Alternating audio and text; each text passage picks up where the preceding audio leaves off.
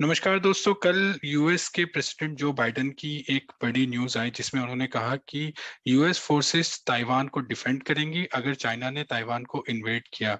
तो दोस्तों ये बहुत बड़ी न्यूज है, ये बहुत बड़ी खबर है। इसको समझेंगे पूरे डिटेल में कि क्या उन्होंने कहा, क्यों कहा, चाइना और ताइवान के बीच में पूरा मसला क्या है, क्यों दोनों देशों के बीच में तनाव है, और यूएस प्रेसिडेंट की जो स्टेटमेंट है इसका क्या कंटेक्स्ट है।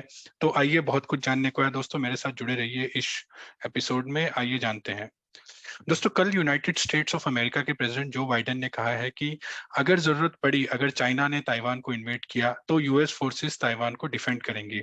उन्होंने कैटेगोरिकली ये चीज कही कि अगर चाइनीज इन्वेशन होता है तो ताइवान के लैंड पर यूएस बूट्स होंगे, मतलब यूएस फोर्सेस वहां पर होंगी।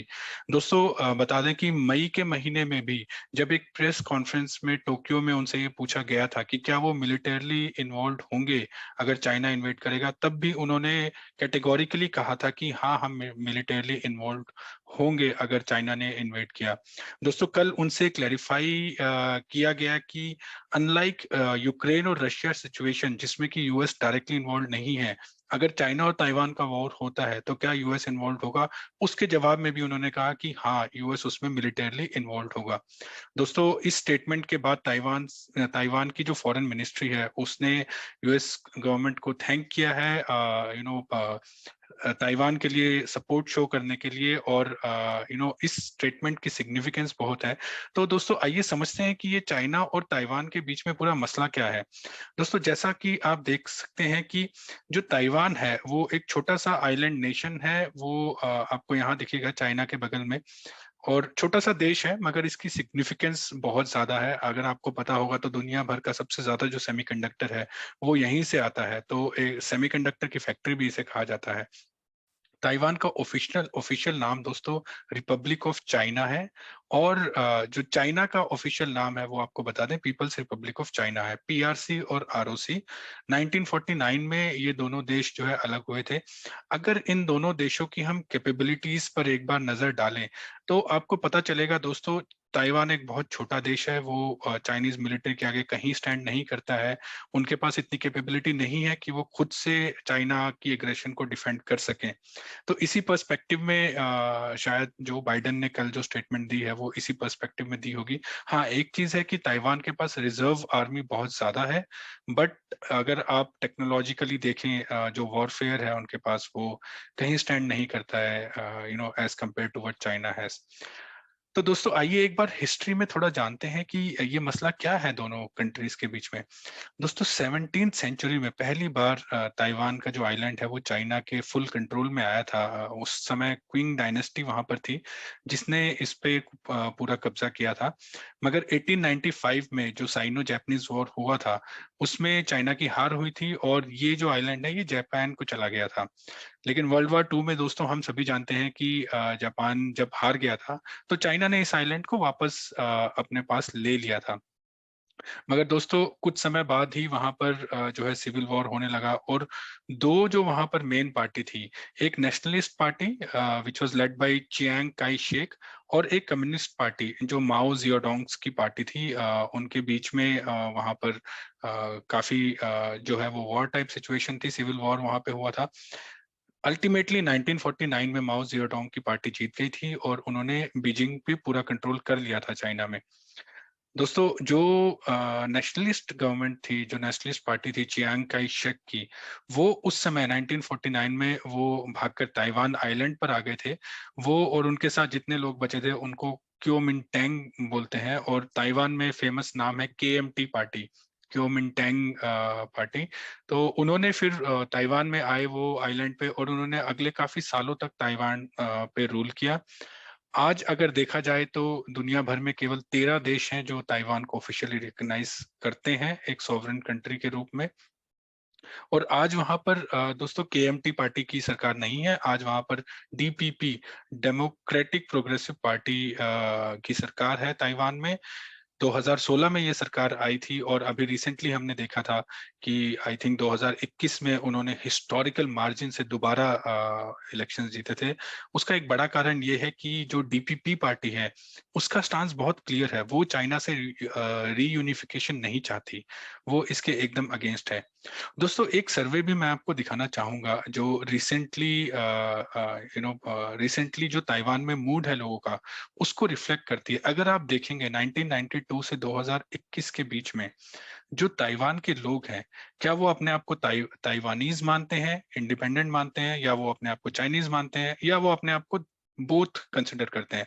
तो आप देखेंगे कि एक कंसिडरेबल जंप है। ऑलमोस्ट 65% जो पॉपुलेशन वहां पे अब वो अपने आप को इंडिपेंडेंट मानती है। तो आप इससे समझ सकते हैं कि ताइवान के आम लोगों में भी एक सोवेनिटी का और फुली इंडिपेंडेंस का एक उनके अंदर भी एक क्या बोलते हैं, उनके अंदर भी इस चीज की जो लहर है वो बढ़ती चली जा रही है। दोस्तों इन सब के बीच में हमें यूएस का रोल समझना बहुत जरूरी है कि यूएस का क्या रोल है। तो दोस्तों जब यूएस का रोल हमें समझना हो तो ताइवान रिलेशंस एक्ट जो यूएस की कांग्रेस ने 1979 में इनेक्ट किया था उसको समझना बहुत जरूरी है। आइए पढ़ते हैं उस एक्ट में लिखा क्या हुआ है। The Act states कि United States will make available to Taiwan such defense articles and defense services in such quantity as may be necessary to enable Taiwan to maintain a sufficient self-defense capabilities। तो दोस्तों ये term बहुत important है, enable Taiwan to maintain a sufficient self defence capabilities, कि Taiwan को एक तरह से इनेबल करना कि वो अपनी खुद की रक्षा कर सके। दोस्तों अगर आप देखेंगे 1990 से जो वेरियस यूएस के प्रेसिडेंट्स थे, अगर आप देखेंगे कि हर एक के दौर में जो है ताइवान को जो है मिलिट्री सेल्स की है, यूएस ने बढ़ चढ़ के की है। ये बाइडेन एडमिनिस्ट्रेशन में बहुत ज्यादा शॉर्ट अप हुई है, ओबामा एडमिनिस्ट्रेशन में शॉर्ट अप थी, ट्रम्प के एडमिनिस्ट्रेशन में कम थी, मगर एक कंसिस्टेंट आप कहेंगे कि ताइवान को जो है यूएस की मिलिट्री सपोर्ट मिलता रहा है। और उसका एक बड़ा रीजन है ये जो ताइवान रिलेशंस एक्ट है। दोस्तों अगर आप इस मैप में देखेंगे तो ये मैप आपको दिखाएगा कि जो अमेरिका है उसके बेसिस कहाँ कहाँ पर है इस पूरे रीजन में। जापान में अमेरिकन बेसिस है, साउथ कोरिया में अमेरिकन बेसिस है, गुआम में अमेरिकन बेसिस है। तो ताइवान जो है वो चाइना के लिए एक बहुत क्रिटिकल एरिया है, क्योंकि चाइना मानता है कि यूएस उसकी एनसर्कलमेंट कर रहा है और इसीलिए चाइना ताइवान को अपने हाथ से नहीं जाने देना चाहता दोस्तों। तो यहाँ पर ये एक जियोपॉलिटिकल गेम भी है जो हमें समझना पड़ेगा।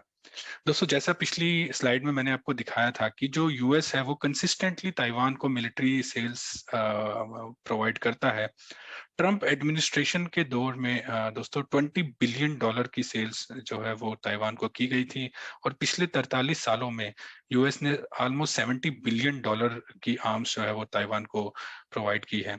रिसेंटली अभी अभी जो खबर आई थी दोस्तों पिछले महीने की, यूएस ने $1.1 बिलियन की जो है ताइवान को आर्म सेल अप्रूव करी है।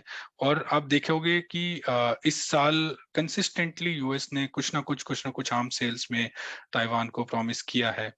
दोस्तों एक और खबर आई थी रिसेंटली कि ये जो दो कंपनी है जिनको जो ताइवान को ये डिफेंस इक्विपमेंट सप्लाई करेंगी, उनके सीईओज को चाइना ने जो है वो आई थिंक उन पे सैंक्शंस लगा दिए हैं।